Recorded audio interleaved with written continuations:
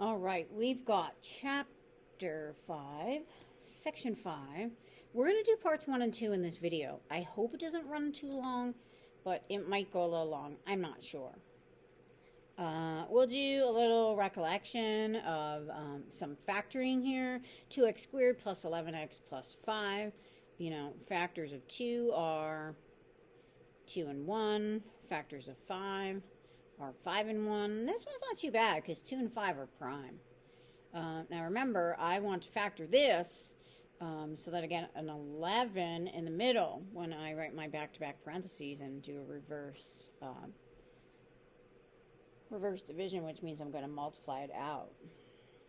All right, so signs are the same. They're both plus. That's good. I know I'm going to add my factors. Well, the only way to do it is 2 times 5 is 10. 1 times 1 is 1. 10 and 1 is 11. So my answer here is 2x and 1x. The 5 had to go here because I needed the 10. The 1 went here. Signs are the same. They're both plus. So if you recall doing that factoring, we just came out of doing factoring. You had a factoring test yesterday. I don't know what to say about the factoring test. I know some students were struggling a little bit on it. But we did talk about that in the Google Meet. But here's where we're going to start to use the factoring. So it's really, really, really important that you need to know how to factor. Because remember I said factoring is the heart of Algebra 2. All right, same thing here. I've got, oh geez, no, there's no GCF. You know, 31's prime. That's why I didn't even talk about a GCF there because 2 and 5 were both prime. 6 is not prime though. So 6. 6 is either 1 times 6 or 2 times 3. That's not too bad. 35. Oh, 1 times 35. 2 doesn't divide it. Neither does 3, 4. 5 does. 5 does 7 times. 7 times 5 is 35. This isn't too terribly bad either because I only have 2 sets of factors for my leading coefficient and my constant. All right, now the goal, again, I got a fact, its signs are the same. They're both minus this time. Okay, both minus. So I can fill them in when they're the same. It's when they're not the same that I can't fill it in right away. I have to play the game. I need products that are going to add to 31. I'm probably going to want to stay away from this, right? Because 35 is bigger than 31, and I have to add. So I'm going to stay away from that. That one can't be used. So is it 1 and 6 and 2 and 3 with the 5 and the 7? I have to add to 31. So I'm going to try the 5 and the 7 with the 3 and the 2 and see if I could get this to happen. All right, because 31's pretty close to 35. So usually when that happens, it's the ones that are closer together on the number line, meaning 1 and 6 are farther apart than what 2 and 3 are. So let's see here. 7 times 3 is 21. 5 times 2 is 10. 20. I got it right there. 3 times 7, 21. 5 times 2, 10. When you add them, you get 31. So remember, this is my x side. So this is 2x and this is 3x. And remember, I had to multiply the 7 with the 3. So the 7 goes here and the 5 goes here. And I'm going to check it. This is 10x. This is 21x. When I add them, I get 31. Notice in my grouping, I don't have any more common factors. So I'm done. All right. Now we're going to get into quadratic equations and solving them. First by factoring, and then by using the square root method. And that's why we did all that work with the radicals that we did, I don't know, a month or so-ish ago. All right, let's define a quadratic equation. Definition of a quadratic equation. A quadratic equation in X is an equation that can be written in the general form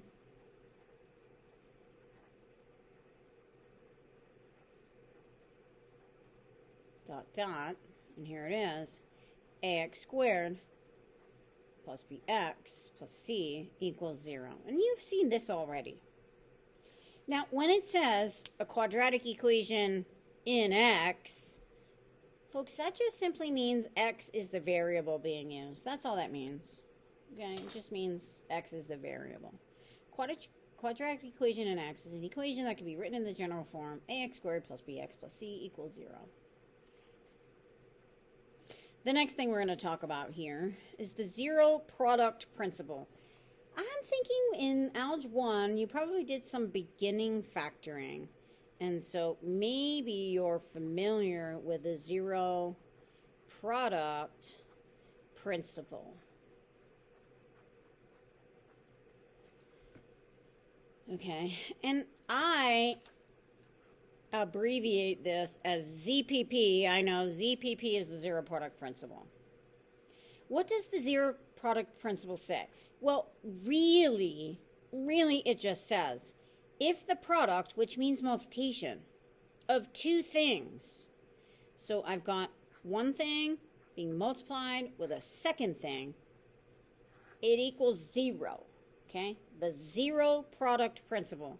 What it says is, if the multiplication, the product, of two things equals 0, then at least one of them has to be 0. You know, if this is 5 times what equals 0? 0.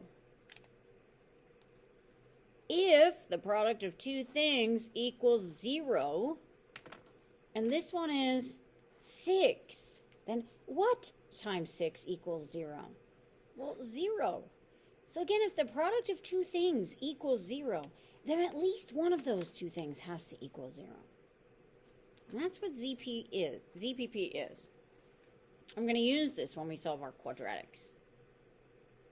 So, again, if the product, and product means multiplication problem, all right? If the product of two algebraic expressions is 0, then at least one, it could be both, 0 times 0 is 0, but at least one of the factors has to be equal to 0.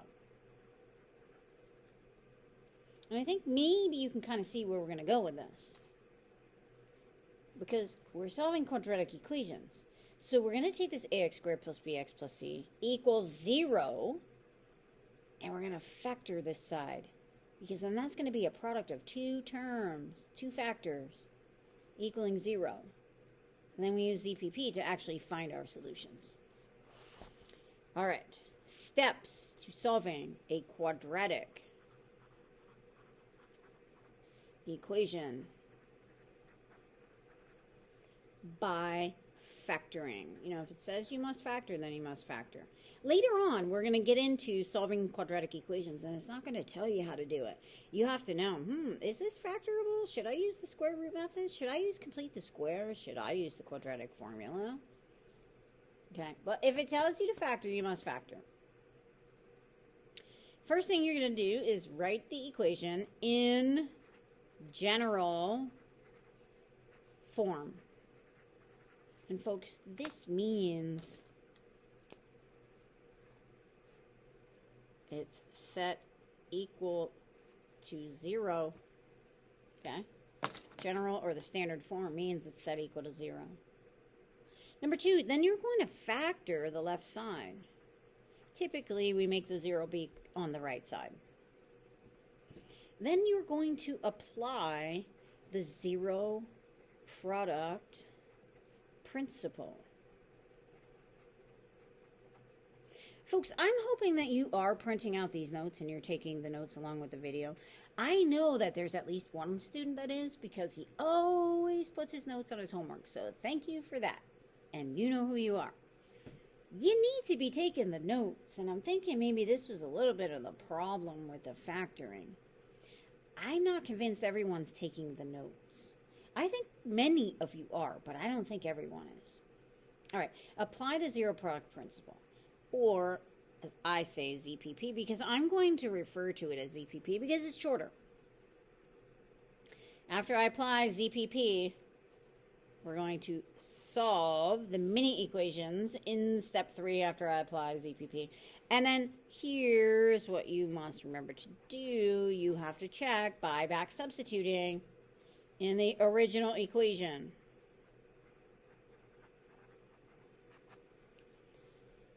All right, so let's get on and do a couple of these problems. I think I have, I don't know, a bunch on the back. Or on the next page. I printed mine just on the front. Okay, remember, if you have questions, you know what to do, or you should know what to do. Come to a Google Meet, ask in class, send a message, post on the homework discussion. Homework discussion is always the first thing you should be doing. All right, notice the directions on here. It says solve by factoring. If it says solve by factoring, you have to factor. So I look at this and I'm like, oh, well, everything's on one side. That's good. That's good. So I can cover that up and I'm like, ooh, what kind of factoring is that? Well, it's only two terms. GCF first. Always GCF. Always GCF. The GCF here happens to be 3x. And when I divide each of these by 3x, I'm left with an x minus 3. Equals 0. Now I'm ready to set up my ZPP. This part here, I did a factor. And notice this thing in here is prime. I can't factor x minus 3 down anymore. ZPP, the zero product principle, says that if two things multiply together to equal 0, then at least one of those two things is 0. So I say, all right, well, 3x, maybe u equals 0. Or x minus 3, maybe u equals 0. Or maybe you both equal 0. So here you're just going to solve this baby equation. Divide both sides by 3, you get x equals 0. Here, add 3 to the other side, you get x equals 3. So in this equation, when x is 0, and I substitute it in here, this whole thing is 0, and 0 does equal 0. But x could be 3, because if I square 3, it's 9, times 3 is 27. Subtract 9 times 3, 27. 27 minus 27 is 0. And that's the checking part. And that's the part that you can't forget to do, because it's going to be required. Right? So I've got, I'm checking the 0 first. So here's my 3x squared minus 9x equals 0. I'm going to write it twice because I have two potential solutions. I'm going to substitute the 0 here and 3 here.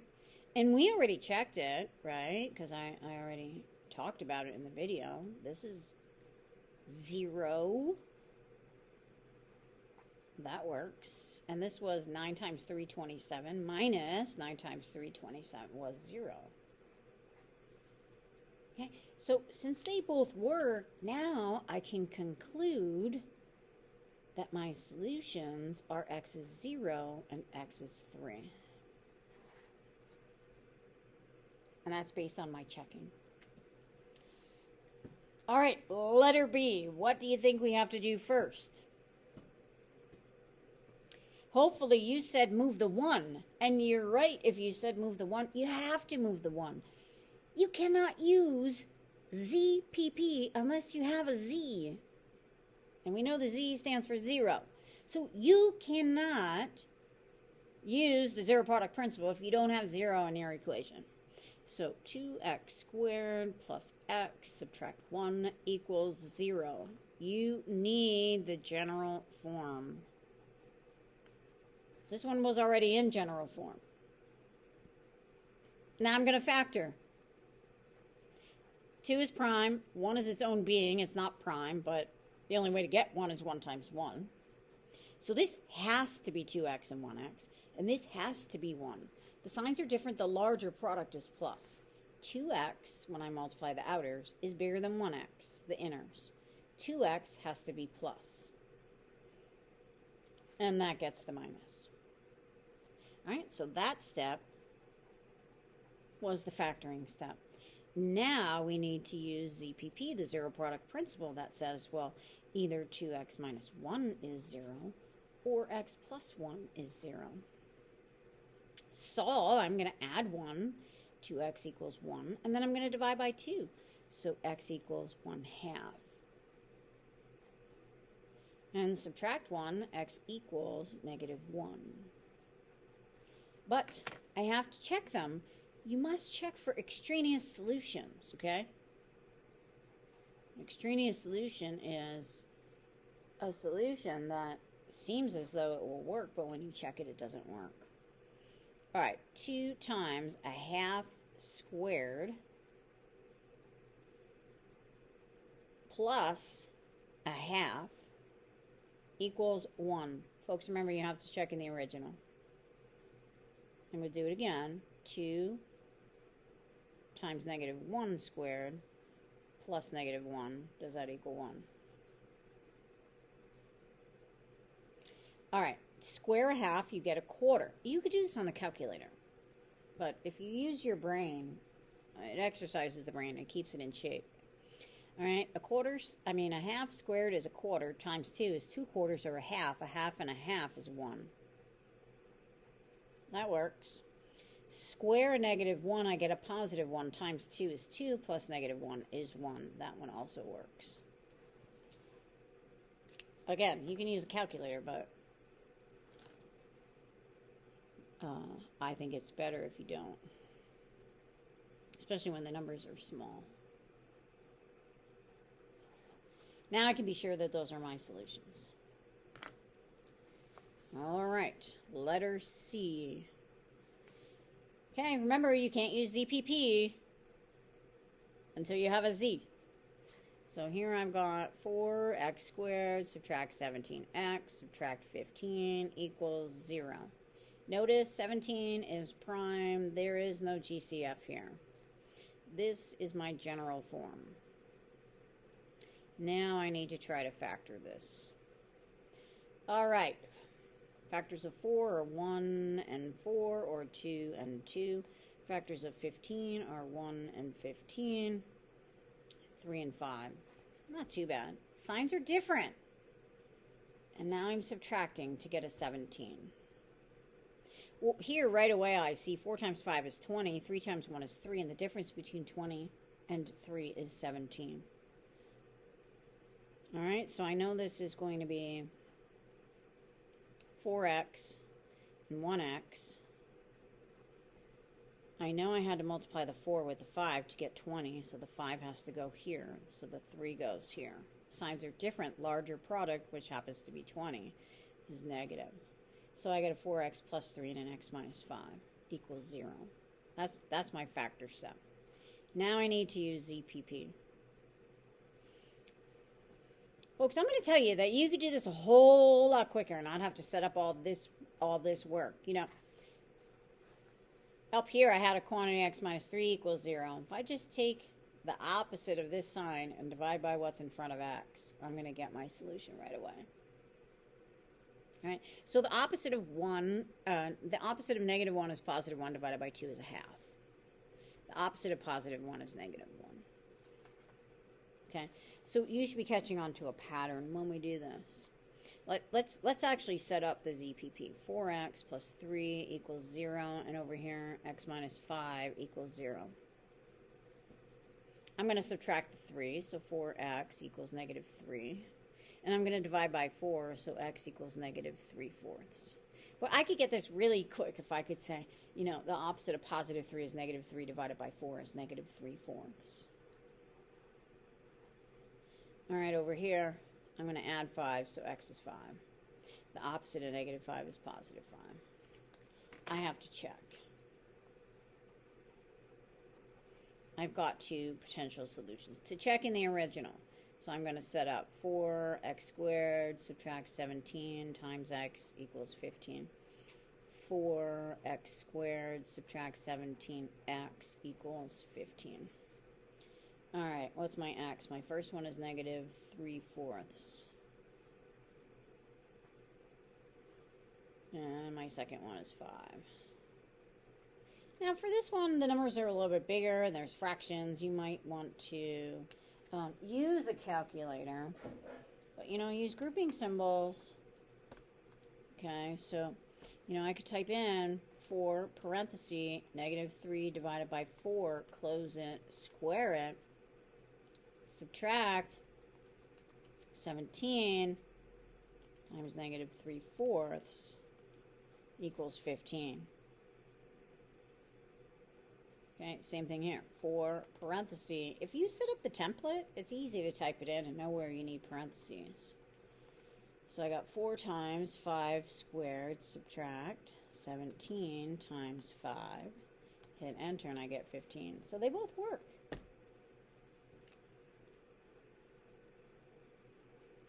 =15 15. Now when you're showing me a check, I'm going to want to see the setup and then what it equals. You can't just set it up and say it equals. I want to know that you actually did this part. So you have to show me that by doing that. And don't not check it and say this is true when your solution is false, because you'll lose a lot of points on a test if you do that. All right, x equals -3/4, x equals 5 for this problem. All right. Next one, 5x squared subtract 20 equals 0. It's already in general form. General form, check. What kind of factoring? Well, it's 2 terms on the left side. Is there a GCF? Because we always look for a GCF. Yes, there is. You could take a 5 out. 5 times x squared subtract 4. Am I finished factoring? No, I'm not. You have to factor these completely, right?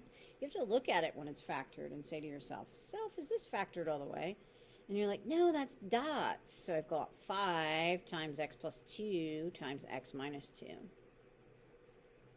Now I'm fully factored. ZPP. 5 equals 0. That's never true. Anytime you have something out here without an x, that's never going to equal 0. That's never going to be a solution. X plus 2 is 0. X minus 2 is 0. X is -2. X is +2. So I'm wondering if these are solutions. So I'm going to check it. I'm going to set it up twice. 5x squared minus 20 equals 0. 5x squared minus 20 equals 0. Folks, I'm going to expect to see in your homework that you are showing the work the way I'm showing you. I know some of you are using apps and things online to help you with your homework. That's not going to help you. And I know some of you were using it on your test. If you don't have the steps, you're losing points. I'm not trying to be mean, but you need to know how to factor and you need to know how to solve these equations. You're not helping yourself. If you think you're going to go to the next level next year and let's say pandemic is over, you're going to be up the creek.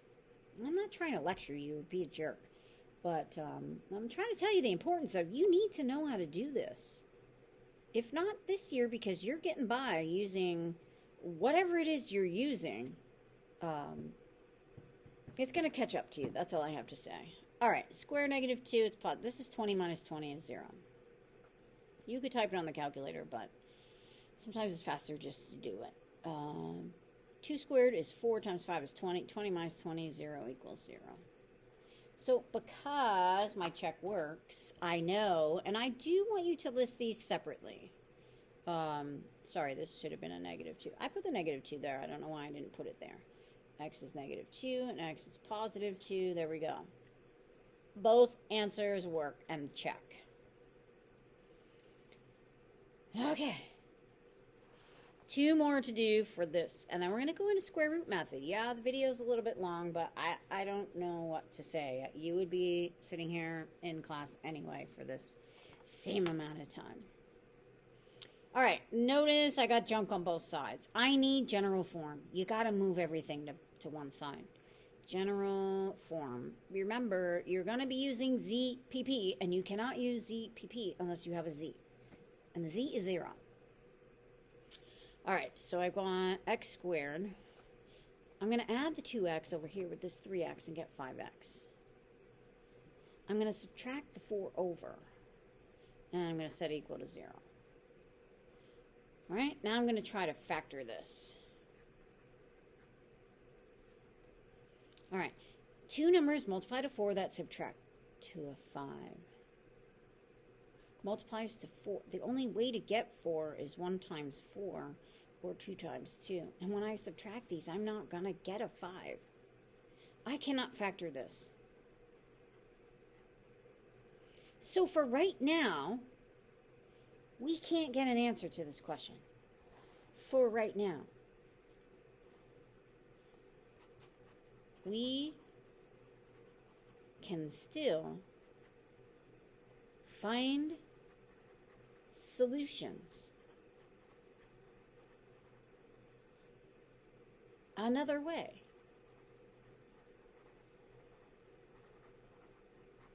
Dot, dot, dot. But not today. Okay? We can still find solutions another way, but not today. We're just talking about factoring and then square root method. So just because it doesn't factor doesn't mean there is not any solutions. All right, last one of this kind. We are going to solve this by factoring. Again, you need general form. So take the 49 to the other side. Make sure you have your signs correct. You know, if it's positive on the right, it's negative on the left. This is dots. 4 is a square, x squared is a square, 49 is a square. So this is 2x plus 7 times 2x minus 7. Okay, that's my factor. Now I need ZPP, zero product principal. I'm going to tell you right now that negative 7/2 is a solution here and positive 7/2 is a solution here. But let's set up the ZPP. Take the 7 over. Divide by 2. Take the 7 over. Divide by 2. So I got a positive and then a negative 7/2. So this is the solve step. All right, I got to check it. And we always check it in the original.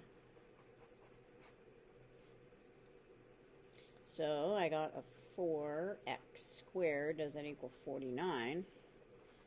4x squared. Does that equal 49? What's my x value? My x value is negative 7/2. Positive 7/2. Folks, whatever this is, so this is going to be the same because the only thing I'm doing is squaring a negative 7/2 here and a positive 7/2 here. When I square negative, it's always positive. All right, 7 squared is 49. 2 squared is 4. So this thing is 49/4. The 4s are going to divide out and give me 49. And you can put it on your calculator if you don't believe me. So 49 equals 49. And again, the only thing different here is this one's positive, but when I square it's going to stay positive. It's not going to change anything. So I see that 49 equals 49 here as well. They both check, and so I can now conclude that x is equal to negative 7/2 and x is equal to positive 7/2. 2 answers. Okay, so if you have any questions, post a comment on the discussion, homework discussion, or ask in class, or ask in a live Google Meet. You have access to live Google Meets. All right, that takes care of pages 1 and 2. Now we're going to talk about the square root method. Solving using the square root method. Warm up. Simplify the square roots. Well, if you recognize your perfect squares, you should know that the square root of 121 is 11, right? Because this thing equals 11 times 11. And so this is 11. 28. 28 is not a square, but it does have a square factor. If you're very rusty or you weren't good at these, you need to go back and practice them. I do not have time to reteach and re-give homework on simplifying radicals. Those were skills we had to learn so that we could use it for this. This is the square root of 4 times 7. I chose a 4 because a 4 is a square. It comes out as a 2. So this is 2 root 7. 168. And 168 is not a square. 169 is. Excuse me. 13 squared is 169. But if I cut 168 in half, I do get 81. Oops, I'm sorry, not 81. I get 42. What am I doing? 84, sorry. Again. 84 is even. Cut it in half. Half of 84 is 42. So I'm going to move this 2 here. I'm going to move this 2 here, and then cut 84 in half and get 42. I know 42 is, what, 7 times 6? This is 7 times 6. 7 is not a square, 6 is not a square, and 6 does not have a square factor. So this is the smallest I could break down the 42 into. You know, I could cut 42 in half. What am I going to get? 21. So if I did this, you know, cut it in half and get 21, neither one of those are squares. So either way, I'm done at the 42. A pair of 2's comes out as a single 2, because remember, that's really a 4 inside. So I've got 2 times the square root of 42 when I simplify that. Now, when we're solving quadratics using the square root method, you are going to have all of your answers in simplified radical form. No decimals. No decimals. No decimals ever. No decimals. Okay? Don't be putting this in your calculator and giving me a decimal. If you have those little calculators that simplify radicals for you, you may not use that on a test or a quiz. Okay? All right. Square root of 1,440. I don't know about you, but I see 144 in that radical. And so I could rewrite this as 144 times 10. Remember, anytime something ends in a 0, cover up the 0, it's that number times 10, because 10 has 1 0. 144 is a perfect square. 10 is 5 times 2. Those are both prime numbers and they're not squares. So 10 is the lowest I can go on the inside guy. So this becomes 12 times the square root of 10. All right, now we're going to apply this. Well, we're going to apply it when we're solving quadratic equations using the square root method. Again, a quadratic equation in x is an equation that can be written in the general form: ax squared plus bx plus c equals 0. General form, set equal to 0. A, b, and c are real numbers. A cannot be 0. If a is 0, then this goes away and it's no longer quadratic. All right. Solving using the square root method. You have to isolate a squared expression. The expression has to be one that's squared. You have to isolate it, get it by itself on one side of the equation, and then take the square root of each side or both sides. Okay, you can't just do it to one side. You have to do it to both sides. Folks, the inverse operation. When you're solving equations, it's always inverse operations. And so the inverse of squaring is square rooting. I believe we spoke about this before. Solving equations is always doing inverse operations to isolate your variable. You have to recognize what's being squared. Folks, only the x is being squared here. Only the x, not the 3. Okay, so I have to get rid of the 3. I have to isolate the squared thing. All right? So put in your notes here. Only x is being squared. You need to isolate it. And isolating it means you're going to divide. So here I get x squared equals 7. And now I have to use the inverse operation of squaring called square root. X is equal to, and remember, when you take the square root, it's always plus or minus. Now I have to check. Yes, you have to check these. 3x squared. And yes, I want to see the checks in your homework. If you don't check it in your homework, you're not going to remember to check it on a test. And if you only do a little bit of homework and not check your answers, you're not going to know how to do this, and you're going to run out of time on a test. So be cognizant of that. All right, positive root 7, negative on the outside root 7. Folks, when I square a square root, I get the radicand. This is 7 times 3, 21. So I see that 21 equals 21. Here, the same thing is going to happen because when I'm going to square that negative, it's going to go positive. So this is 7 times 3 is 21. And now I can say that x equals negative root 7 and positive root 7. Or write them separately. Probably on a test or a quiz, sorry. Probably on a test or a quiz, you're going to have to type them in separately anyway. Okay. So again, I just did the check, and I showed that they both worked. So I have two answers. Now, the answers are not always opposites of one another, so keep that in mind. You can't just find one answer and say the other one's the opposite of it. There's none of that. All right, next one. Example 2. Quantity x minus 5 squared equals 11. The thing that's being squared is the quantity. So take the square root of both sides. When you square root, it's always plus or minus. 11 is prime. You can't break it down anymore. But we can add the 5 to the other side. X equals, and you put the 5 in the front. Please only put it in the front. Plus or minus the square root of 11. It's never customary to put it in the back. The rational number comes before the irrational. All right, let me set up a little check. Here I've got parenthesis. Here's parenthesis for my x. Minus 5 squared equals 11. Parenthesis for that parenthesis. Parenthesis for the x. Minus 5 squared equals 11. Folks, it doesn't take long to copy down the template.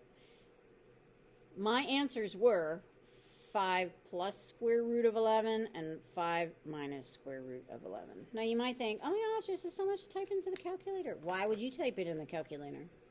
Look at what I've got going on inside this grouping. 5 minus 5, that's 0. Here I've got root 11 left. Squared is 11. Same thing's going to happen here. 5 minus 5 is 0. This is negative root 11 squared. That's going to be positive 11. 11 equals 11. They both check. And so my answers are x equals 5 plus root 11 and x equals 5 minus root 11. Okay, so again, if you have any questions, either post a comment or ask. I cannot answer your questions or help you if I don't know you have a question. You need to start advocating for yourself. Some of you do, and you do a wonderful job, so I thank you for that. You at least keep the discussions interesting. All right. Almost done, almost done. Notice here, the only thing that's being squared is the x, not the 5. So I have to divide x squared equals, I'm going to divide 125 by 5 and get 25. Take the square root, x equals plus or minus root 25. X equals positive or negative 5. You're going to set up a check for both of them. I'm going to just quickly set up the check here in the video. This is 5, this is negative 5. And folks, when you check it, this is 25 times 5, which is 125. So they both work.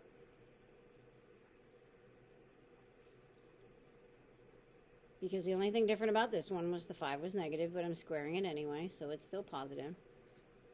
And so because my checks work, I know that my answers are x equals negative 5 and x equals positive 5. Now notice, this happened to be a pair of opposites as my solutions, but guess what? It's not always going to happen that way. All right, example 4, what's being squared? The quantity. So square root it. You get x plus 7 equals plus or minus the square root of 225.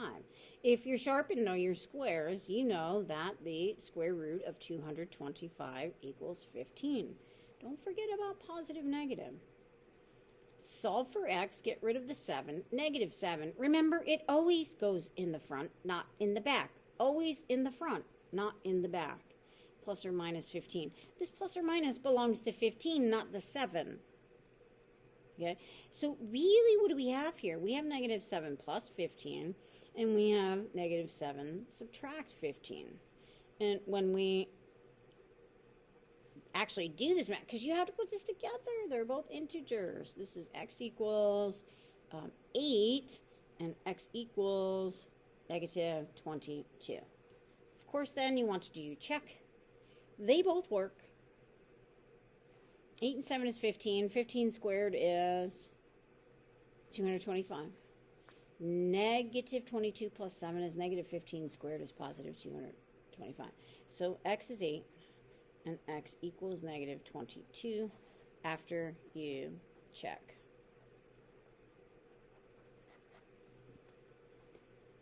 Last problem.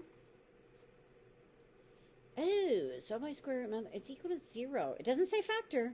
And anyway, there's no common factors here. There's no GCF. And it's not dots. And it's not cubes. But my directions are going to be solved by taking the square root method. Okay. Well, 5x squared equals 32. Divide by 5. X squared equals 32 over 5. Take the square root. X equals plus or minus the square root of 32 fifths. I gotta use the quotient rule. I have to break this apart. And I have to simplify root 32. X equals plus or minus 32. 32 is 16 times 2. The 16 can come out as a 4. So this is 4 root 2 in the numerator and root 5 in the denominator. Now, this answer is not fully simplified. You should check this. X equals, now on a test or a quiz, if it says check, then you must show the check. If it doesn't, then you don't have to actually physically show the check. So I'm going to make this one be my negative one, and this one be my positive case, 4 root 2 over root 5.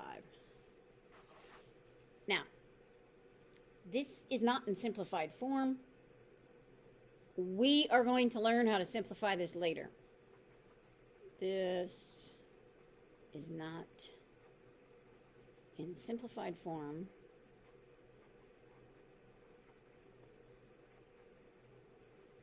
We will learn this later.